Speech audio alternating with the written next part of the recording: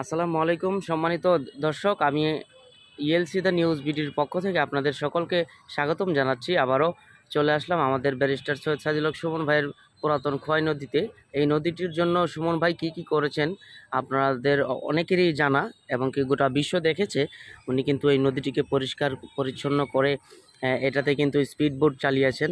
তো এবং আমরা দেখেছি এদিকে কিন্তু মাছের পোনা কিন্তু উনি এটাতে ছেড়েছিলেন। মাছ এলাকার লোকজন খাবে, হ্যাঁ, কেউ বড়শি দিয়ে, অনেক সময় কিন্তু অনেক মানুষ বড়শি দিয়ে এখান থেকে মাছ ধরে ধরে কিন্তু অনেকে সময় পাস করেছে, সময় কাটিয়েছে।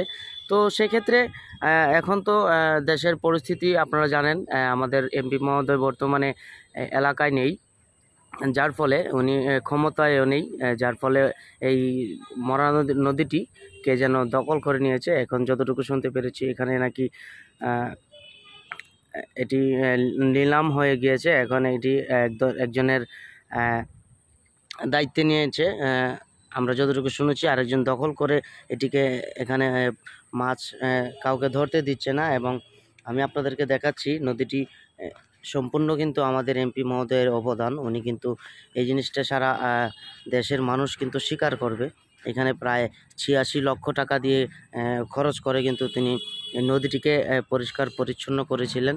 তো আমি আপনাদেরকে দেখাচ্ছি, এটিতে আমরা দেখতে পেয়েছি প্রায় আবারও এই কচুরিপানা কিন্তু পানিতে আস্তে আস্তে কিন্তু বেড়ে উঠছে। এটি পরিষ্কার করার মতো কিন্তু এখন আর আমাদের এমপি মহোদয় কিন্তু আর নেই।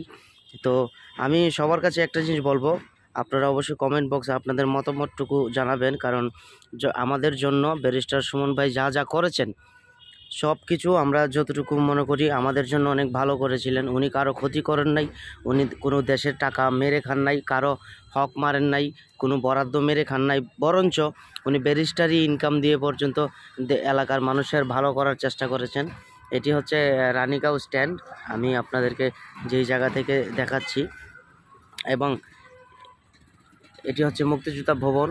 আর এখানেই কিন্তু আমাদের এমপি মহোদয় ব্যারিস্টার সৈয়দ সাজিল হক সুমন ভাই কিন্তু স্পিড বোট চালিয়েছিলেন। তো আপনারা দেখতেই পাচ্ছেন অনেক সুন্দর লাগছে, অনেক দেখতে কিন্তু অসাধারণ একটা ভিউ এখানে আমরা দেখতে পাচ্ছি। এবং নদীর ওই পাশে কিন্তু আরও অনেক সুন্দর জায়গা করেছিলেন, কিন্তু কচুরিপানা কিন্তু আবারও বেড়ে গিয়েছে এবং এটিকে নাকি নিলাম হয়ে আরেকজনের দখলে নিয়ে এখন এলাকার কাউকে বড়শি দিয়ে মাছ ধরতে দেওয়া হচ্ছে না।